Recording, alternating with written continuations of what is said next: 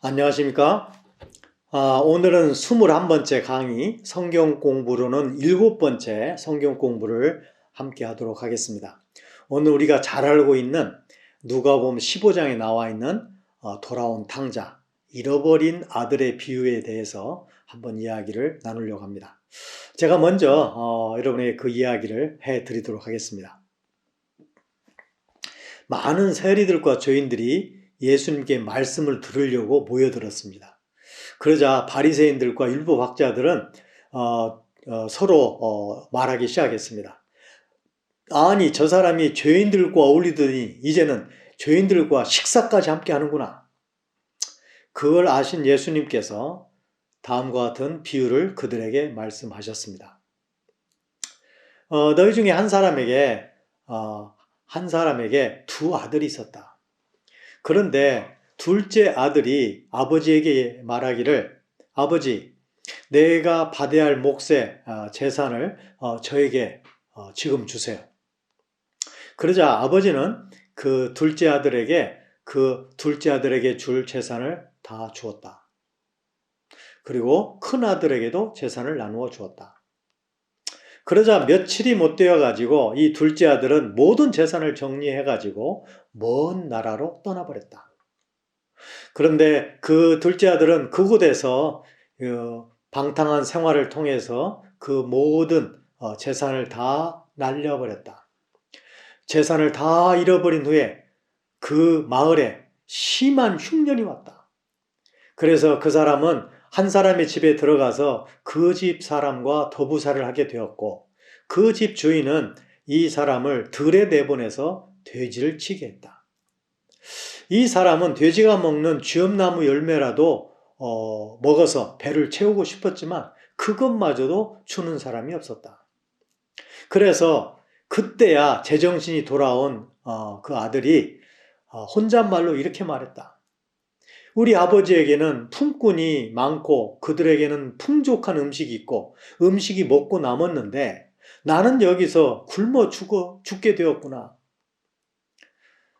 그 아들은 이렇게 마음속으로 얘기를 했다. 아니다. 내가 아버지께로 돌아가야 되겠다. 그리고 아버지에게 말해야 되겠다. 아버지, 나는 하나님과 아버지에게 죄를 지었습니다. 나는 아버지의 아들이라고 불릴 자격도 없습니다. 나를 품꾼 중에 한 사람으로 써주세요. 라고 말해야 되겠다. 그래서 그는 그 자리에서 벌떡 일어나 아버지에게로 가기로 했다. 아버지가 그 아들과의 거리가 아직도 먼데도 그 아들을 알아보고 달려가서 그를 껴안고 입을 맞췄다. 그러자 이 아들이 아버지에게 이렇게 말했다. 아버지, 나는 하나님과 아버지에게 죄를 지었습니다. 나는 아버지의 아들이라 불릴 자격도 없습니다. 그러나 아버지는 종들에게 이렇게 말했다. 내 아들에게 가장 좋은 옷을 내다 입히고 손에는 반지를 끼우고 발에는 신발을 신겨라. 그리고 살찐 송아지를 끌어다가 그것을 잡아라. 내 아들은 죽었다가 살아났고 잃어버렸다가 찾게 되었다. 우리가 기뻐하고 즐거워하는 것이 마땅하다. 그때 큰 아들은 밭에 있었다. 밭에서 돌아왔을 때, 집에 가까이 왔을 때 그 큰 아들은 집에서 들려오는 음악 소리와 춤추는 소리를 듣게 되었다. 그래서 종 하나를 불러가지고 무슨 일이냐고 물었다. 그러자 종이 대답하기를 당신의 동생이 돌아왔습니다. 그래서 당신의 아버지가 살찐 송아지를 잡고 잔치를 벌였습니다. 매우 화가 난 이 큰아들은 집에 들어가려고 하지 않았다. 그러자 아버지가 나와서 그를 달랬다. 그러자 큰아들이 이렇게 얘기했다. 아버지, 나는 몇 년 동안을 아버지를 섬겼습니다. 그리고 아버지 명령을 하나도 어긴 것이 없습니다. 그런데 내 친구들을 위해서는 염소 새끼 한 마리 잡아서 즐기라고 준 적이 없습니다. 그런데 아버지의 재산을 이 창녀들과 함께 다 탕진해버린 동생이 돌아오니까 그를 위해서 살찐 송아지를 잡으셨습니다. 그러자 아버지가 큰아들에게 얘기했다. 아들아, 너는 나와 항상 함께 있지 않았느냐? 내가 가진 모든 것은 다 네 것이 아니냐. 그런데 네 동생은 죽었다가 살아났고 잃어버렸다가 찾았는데 우리가 기뻐하고 즐거워하는 것이 마땅하지 않겠느냐? 오늘 이야기는 우리가 잘 알고 있는, 너무나 잘 알고 있는, 또 교회에서 주일학교에서 수양회를 가게 되면 천국으로, 성국으로 많이 등장하는 돌아온 탕자 비유입니다. 우리가 이 비유를 가지고 잠깐 우리 한번 살펴보도록 하겠습니다. 여기에 보시면 사실 이야기에는 두 아들이 등장하죠. 그래서 첫 번째 아들과 두 번째 아들이 등장하는데 우리가 잘못 생각하면 둘째 아들만 탕자라고 생각하기 쉽지만 사실 이야기를 잘 따지고 보면 이 이야기에는 두 탕자가 나온다고 볼 수 있습니다. 집을 나갔다가 돌아온 탕자가 있고 두 번째로는 집안에 계속 있었던 탕자가 있죠. 사실 이 두 아들이 서로 쌍벽을 이룰 만한 폐륜성을 잘 보여주고 있습니다. 먼저 이 둘째 아들의 이 폐륜성은 바로 이런 것입니다. 아버지가 건강하고 멀쩡한데 아버지에게 자기에게 돌아올 유산의 몫을 요구한 것이죠.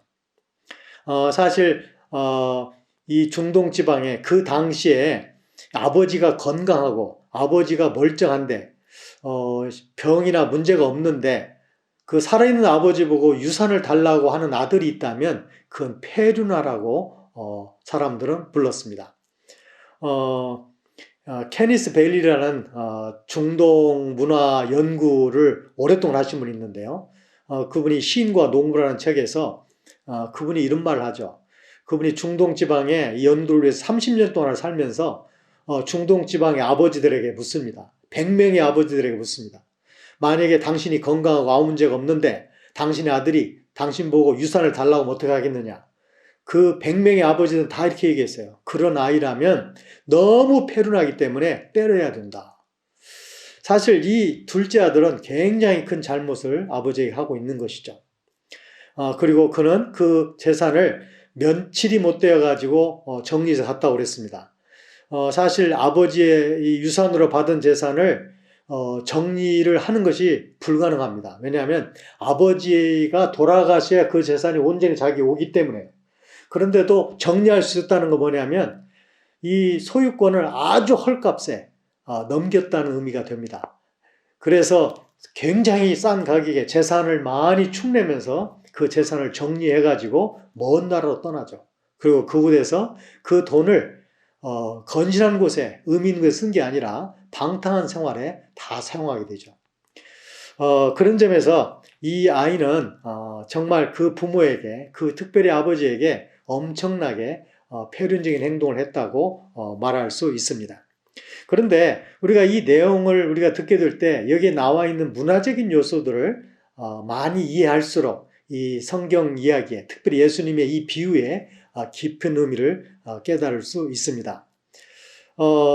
이제 우리가 또 하나 생각할 수 있는 것은 둘째 아들이 돌아왔을 때 옷과 가락지와 신발을 끼우게 되는데 이것은 다 아들로서의, 주인으로서의 신분과 관련되어 있습니다. 그 당시 종들은 신발을 신지 않죠.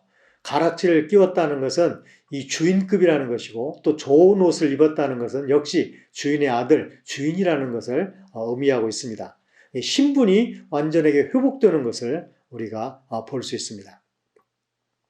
자, 그런가 하면 우리가 또 하나 생각할 수 있는 것은 이 둘째 아들이 돌아오기 전 마음의 결단을 내릴 때 보면 이런 말을 하게 되죠. 세 가지 말을 하게 되는데 내가 아버지와 하나님과 아버지에게 죄를 지었다는 말 하나, 그 다음에 두 번째로는 나는 아들로 불릴 자격이 없다는 거 하나, 세 번째는 그래서 나를 아버지의 품꾼 중에 한 사람으로 여겨달라는 말. 이게 마음속으로 했던 생각 세 가지인데 이 둘째 아들이 아버지 앞에서 정작 말할 때는 세 번째 이야기를 뺍니다.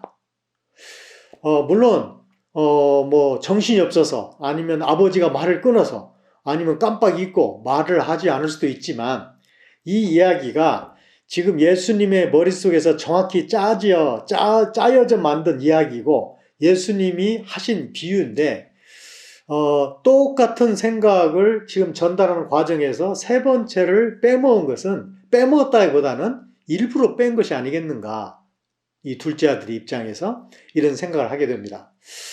사실 여기에 나와 있는 품꾼이라는 단어가 굉장히 재미있는 단어입니다.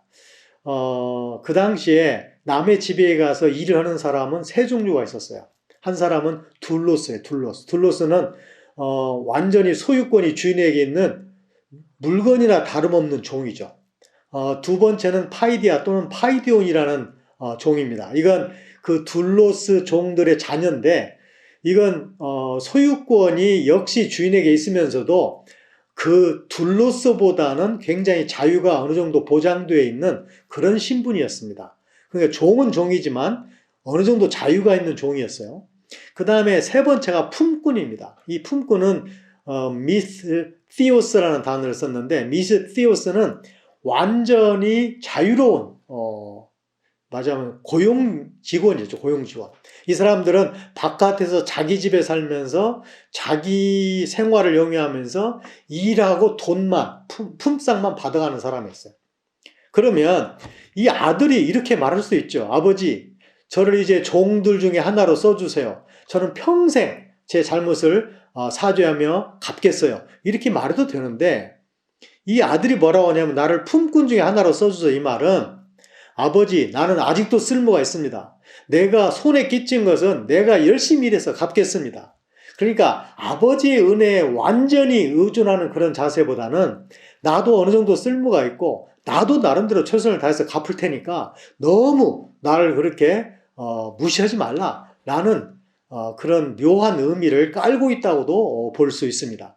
그런데 이 아버지의 전격적인 은혜와 사랑을 받으면서 그 말이 얼마나 부질없는 것이었는가, 얼마나 약삭빠른 잘못된 것인가를 깨달았기 때문에 나를 품꾼 중에 하나로 써주셔서 그 말은 뺀 건 아니겠는가라는 생각을 해보게 됩니다.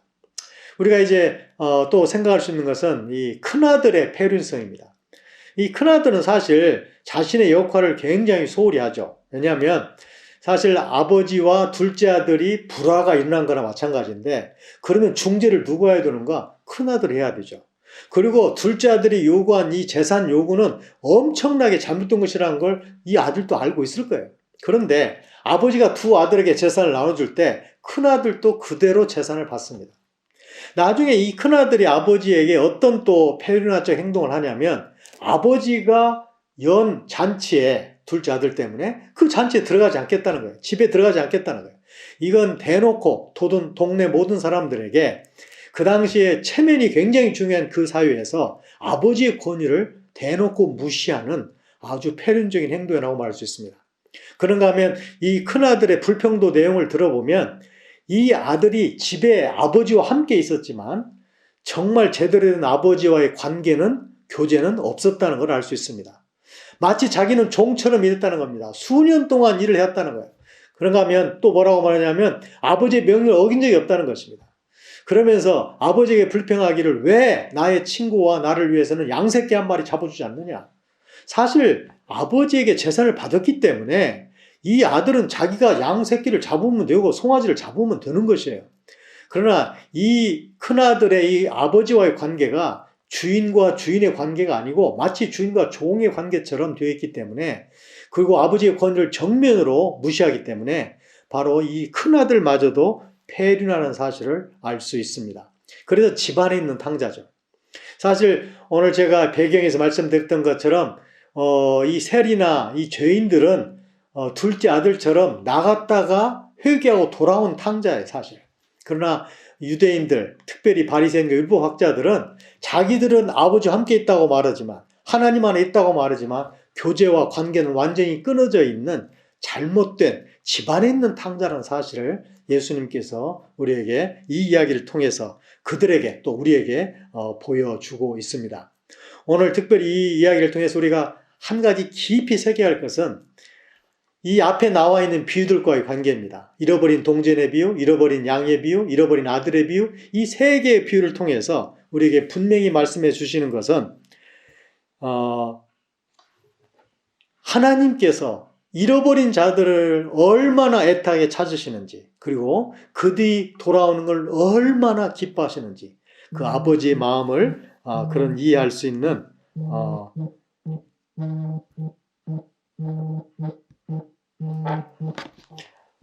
그런 비유가 되었으면 좋겠습니다. 이상으로 오늘 성경 공부를 마치도록 하겠습니다.